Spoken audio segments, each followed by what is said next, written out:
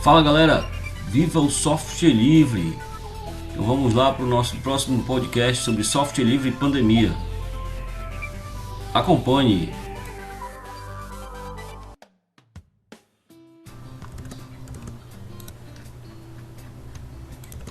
Hoje, terça-feira, dia 18 de agosto de 2020, no podcast do professor Tarcísio. Nesse terceiro episódio, vamos tratar sobre software livre e pandemia. Software livre não é sinônimo só de gratuidade. O free significa filosoficamente liberdade de expressão. Liberdade de poder baixar, executar, estudar, melhorar e compartilhar o software. Para isso, o software livre é open source, mas o software open source nem sempre é livre.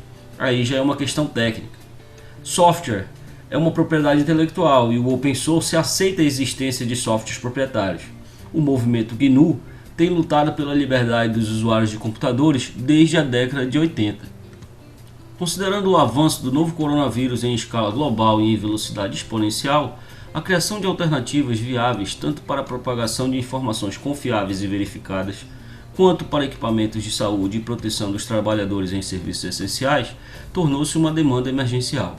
Neste momento, milhares de programadores, pesquisadores e cientistas de diferentes áreas ao redor do mundo estão desenvolvendo coletivamente sites com informações confiáveis, modelos baratos de respiradores, protetores faciais de impressão 3D e várias novas tecnologias para lutar contra o coronavírus. Vale dizer que a área médica e laboratorial já contava com softwares livres tem muito tempo. Portanto, sem mais delongas, vamos ouvir nossas personalidades. O primeiro convidado do podcast de hoje é Marcel da Câmara Ribeiro Dantas. Ele é engenheiro da computação e também faz doutorado na EDIT de Paris. E aí, Marcel? E antes de qualquer coisa, Tarcísio, eu gostaria de agradecer a oportunidade de falar aqui com você, com sua audiência, essa oportunidade de falar um pouco sobre software livre, algo que há muito tempo me interessa.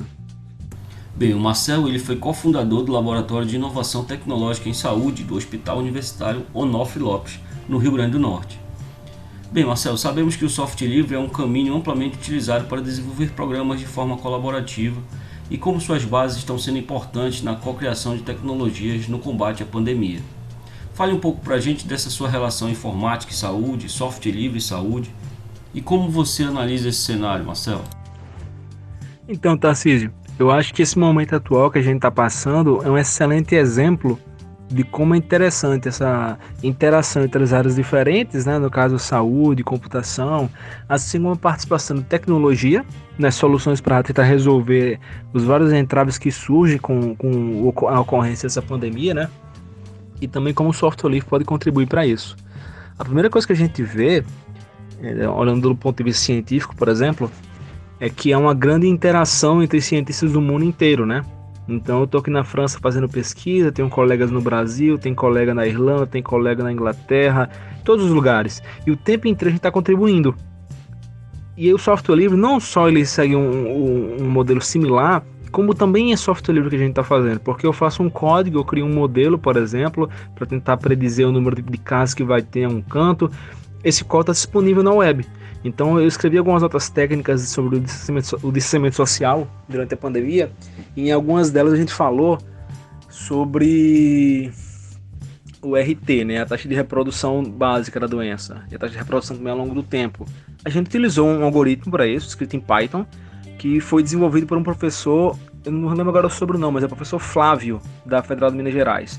E é um código disponível para qualquer um usar, um software livre, que muitas pessoas utilizaram.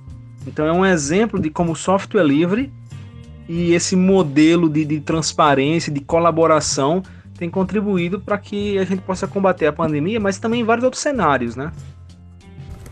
Bem, Marcelo, então eu trago para a nossa entrevista um outro cenário, que é a educação. Algumas pesquisas indicam que inúmeras empresas e quase 70% das secretarias de educação e instituições de ensino têm parcerias com uma das duas grandes empresas de tecnologia, Google e Microsoft. Como você vê o uso de plataformas como o Google Meet e outras plataformas privadas para a educação?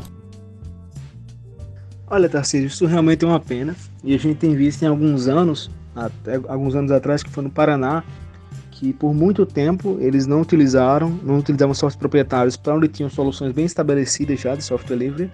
E recentemente eles recuaram e voltaram a trabalhar, acho que com a Microsoft.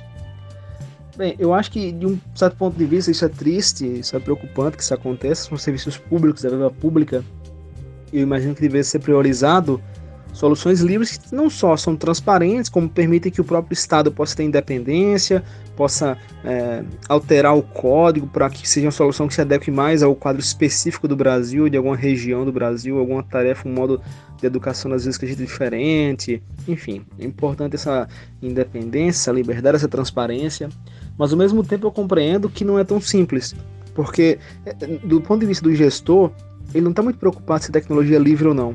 A preocupação dele é, se tiver algum problema, um entrave, se eu precisar resolver algo, como é que vai ser? As empresas elas acabam sendo mais palatáveis, mesmo software livre, quando é de empresa. Muito mais palatável a tua empresa que vai resolver os problemas para você. Então eu imagino, e aqui é uma opinião minha, eu imagino que quanto mais empresas de software livre nós tivermos, mais fácil vai ser que instituições utilizem software livre, porque vai ter uma empresa para prestar um suporte.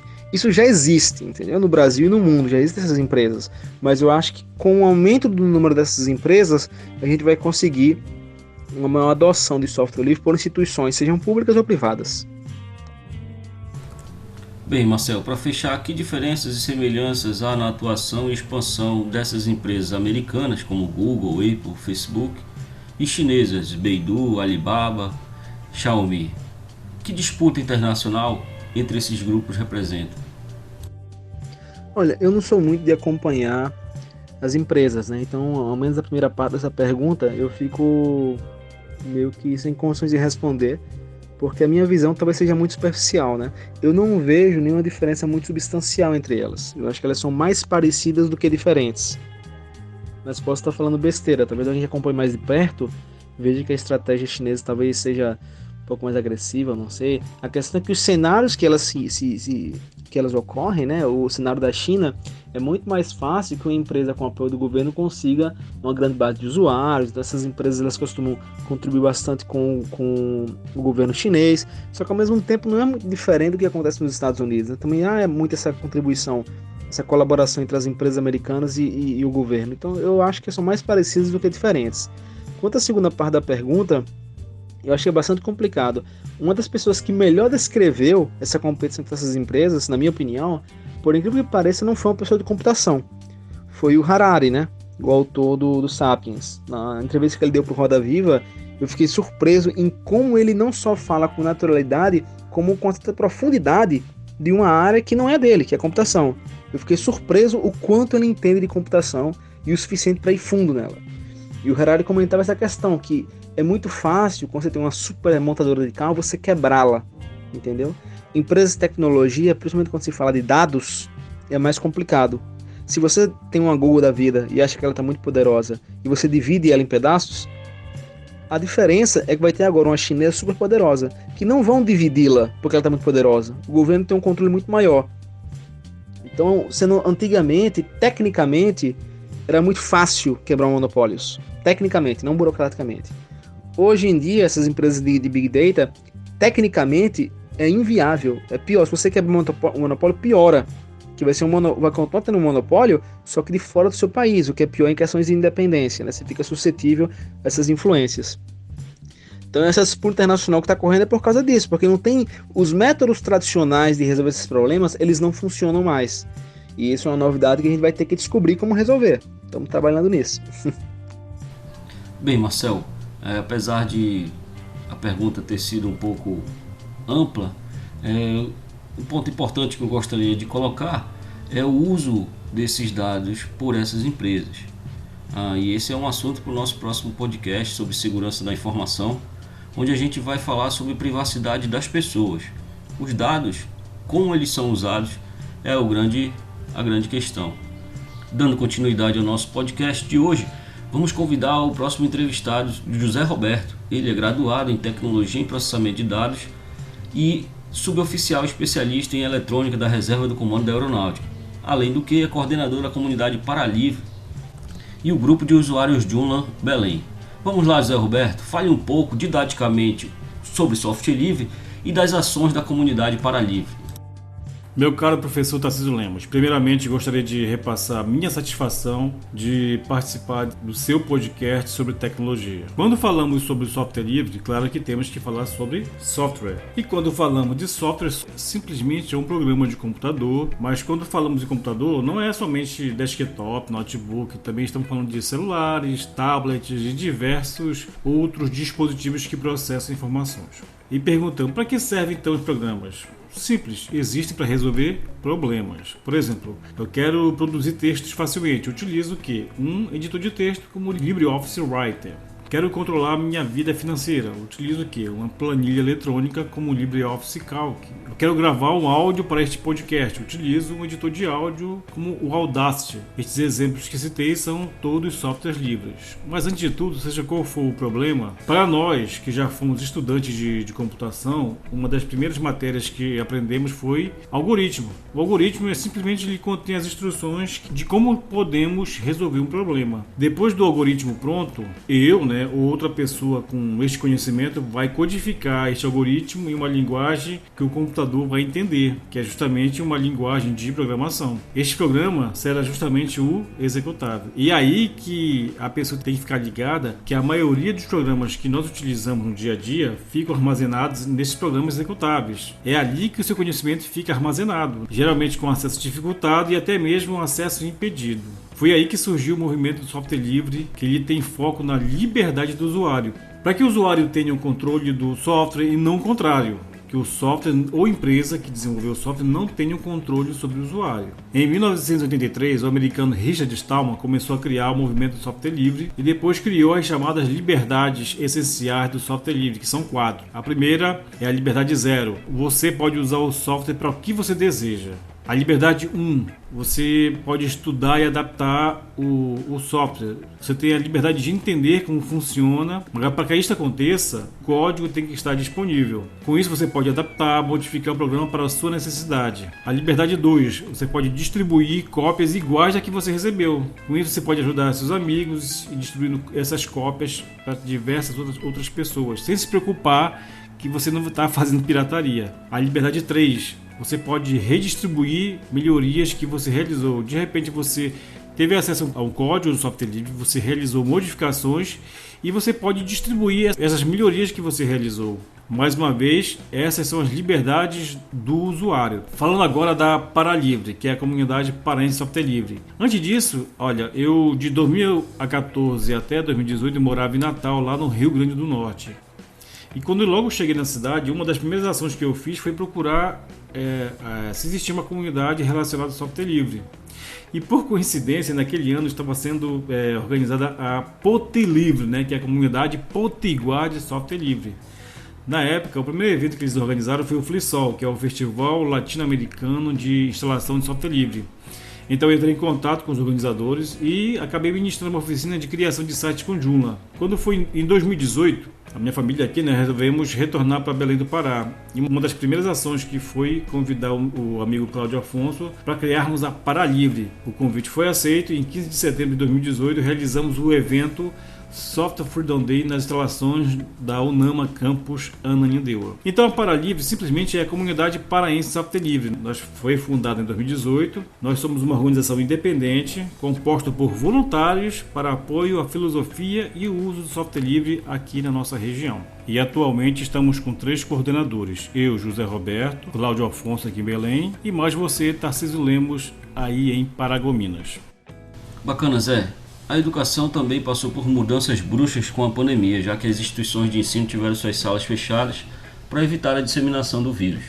Portanto, durante a pandemia, aumentou o uso de softwares para lives, webconferências, videoaulas, etc. Então, eu queria que você sugerisse aqui para a galera, você que é um expert nesse quesito, fale um pouco aí como aprender alguns softwares e etc. Antes de tudo, é importante que as pessoas saibam a diferença entre ensino remoto e educação à distância. O ensino remoto ele é utilizado pelos cursos presenciais que, devido à pandemia, utilizam recursos como aulas ao vivo ou gravadas pelo professor, onde os alunos também participam. Já o EAD, que é o chamado ensino à distância, é onde o curso foi todo planejado para este ambiente, onde o aluno não tem contato direto com o professor e sim com o tutor. Então é importante que você fique ligado nessa diferença entre ensino remoto e o ensino à distância. Com relação a exemplos de softwares livres e abertos utilizados para ensino remoto, eu posso citar 2. Para chamadas de vídeo e voz através do navegador, existe o Jitsi Meet. Ele permite que os apresentadores compartilhem suas telas de maneira semelhante ao Zoom. E ao contrário do Zoom, o Jitsi Meet não vem com graves violações de privacidade ou ameaças de liberdade do usuário. A conexão entre os participantes é direta e intuitiva utilizando um servidor central lá em meet.jit.si.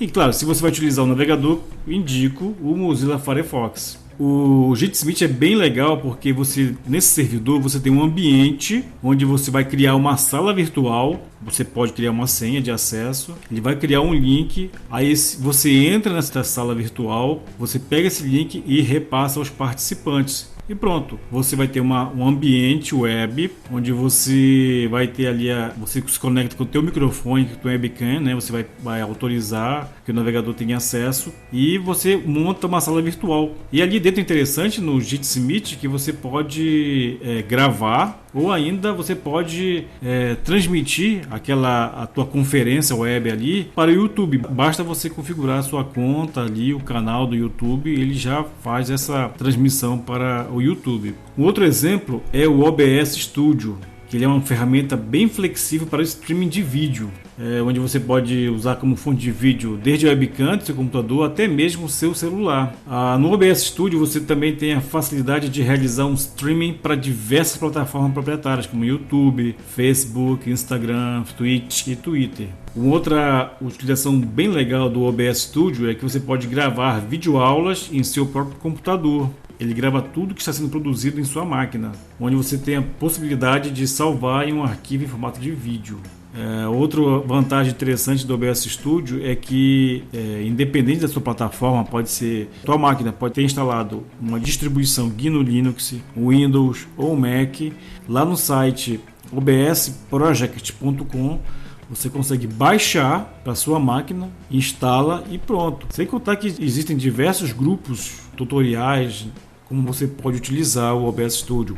O OBS Studio é muito prático para esse tipo de atividade, onde você pode tanto gravar as suas aulas, seus vídeos, com a sua apresentação, com a sua câmera, com a sua voz, com a sua imagem, e também você pode realizar transmissões para plataformas de streaming. Bem, pessoal, espero que vocês tenham gostado aí das dicas de Zé Roberto. Fique à vontade para pesquisar e utilizar software livre. Vamos convidar aí alguns ex-alunos nossos para incentivar vocês e mostrar como é esse processo de migração para o software livre. O primeiro deles é Edson Magalhães da Costa. Ele é egresso aí do curso Técnico em Informática do campus Paragominas, graduando em Sistema de Informação e atualmente é voluntário do projeto aí de extensão chamado Labótica. Bem, Edson, como desenvolvedor de software que você é, quais os benefícios que você vislumbra no software livre? Primeiramente, gostaria de agradecer ao professor Tarcísio pela oportunidade de estar participando aqui com vocês neste momento e os benefícios que o software livre traz para o desenvolvedor. Hoje são inúmeros benefícios que o software livre traz. A maioria das ferramentas que utilizamos para desenvolver, como as IDEs, o gerenciador de banco de dados, os compiladores, essa grande parte de software são software livres. Então você consegue desenvolver aplicações independentemente de qual sejam as aplicações, web, desk, mobile. Você consegue desenvolver utilizando ferramentas livres, softwares livres, né? E a experiência que você vai ter desenvolvendo vai ser uma experiência boa, né? E essa praticidade, essa facilidade do software livre. Hoje você instalando um operacional livre, um Linux, eu utilizo o Linux Mint. Você instalando esses operacionais, uma grande parte desse software já vinha até instalado no teu operacional. Então você não vai precisar, dependendo do que você vai construir, você não precisa nem mesmo baixar outro software. esse software vai vir no teu sistema operacional. Hoje você consegue desenvolver em Python, em C, em Java, sem nem menos baixar nenhum software. Só basta você instalar o operacional e você vai conseguir fazer uso desses softwares, né? Outro caso também interessante, né, para nós desenvolvedores é que a grande parte dos softwares que usamos para desenvolver são softwares que consomem muito recurso do computador. Então, você utilizando um software livre, você vai ter a diminuição desses custos que é utilizando. Você vai ter uma diminuição de memória, uma diminuição de uso de disco, né? Isso é muito bem-vindo, muito bem visto para nós aqui desenvolvedores.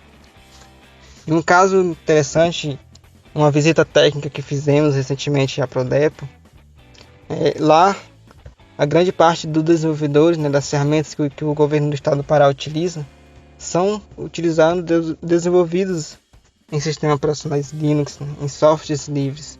Então, a gente podemos ver a grandeza que é o software livre para o desenvolvedor, para nós que estamos nesse ramo do desenvolvimento, onde você pode desenvolver usando software livre com a mesma experiência de qualquer outro software que você esteja desenvolvendo.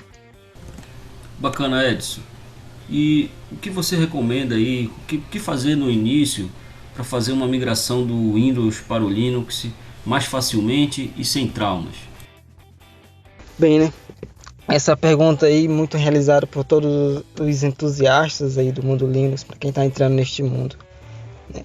Eu costumo dizer, né, na minha opinião, que essa migração vai depender muito de você mesmo, né? Por que eu digo isso?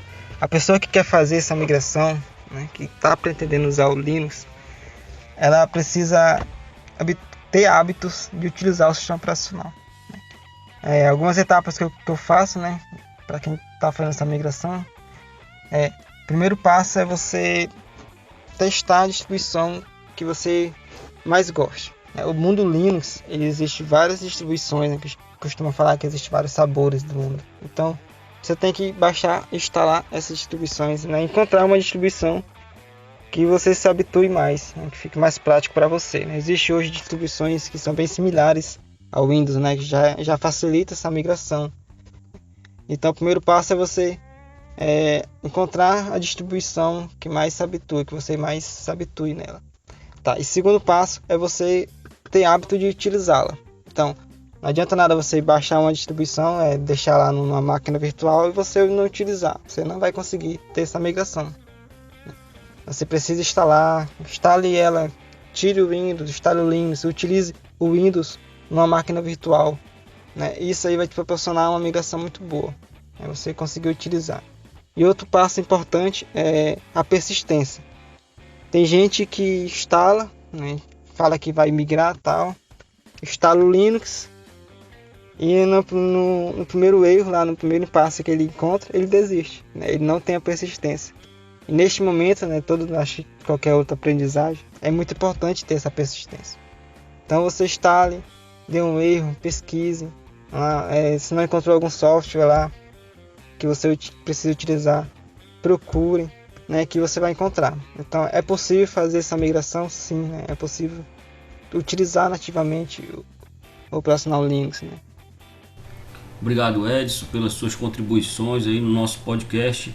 E para finalizar o nosso podcast de hoje, vamos convidar aí um egresso também nosso, o Paulo Matos da Silva. Ele é da primeira turma de técnica informática do nosso campus e atualmente ele cursa engenharia da computação. Bem, Paulo, qual a importância de conhecer o software livre durante o ensino médio? A utilização do software livre tem criado no interior das escolas uma cultura digital que possibilita várias coisas na vida do aluno, como a aprendizagem, o trabalho cooperativo, o trabalho colaborativo, a interculturalidade, a criatividade, a autoria, que vem sendo ligada entre estudantes e professores para criar esse conhecimento em relação às 4 liberdades, que é você conhecer, copiar, distribuir e modificar. Então, assim, meu primeiro contato com o software livre foi no final de 2017, ao qual eu participei de uma palestra em curso, não me lembro bem, mas assim, que no final me ensinaram a instalar o sistema operacional chamado Ubuntu. E aí lá pra frente já comecei a participar de mais mini cursos, de mais palestras que iam acontecendo.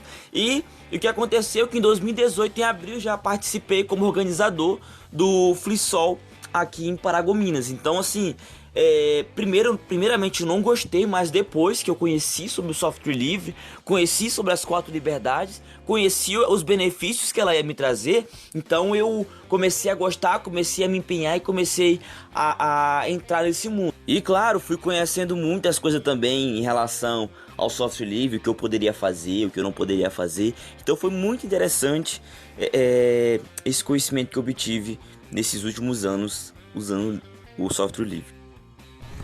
Muito legal, Paulo, sensacional o seu depoimento. Isso mostra que o software livre ele vai muito além dos benefícios técnicos, certo? Bem, a gente sabe também que você participou bastante do Labótica, onde é desenvolvido aí diversas ferramentas, e eu gostaria de você finalizasse falando um pouco do software livre no Labótica.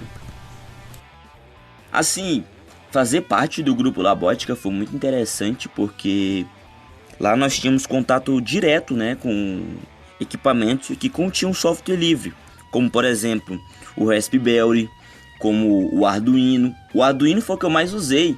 Ele foi um software que eu pude criar, copiar, editar e compartilhar projetos automatizados, né, sendo que o mesmo pode ser adquirido por qualquer pessoa.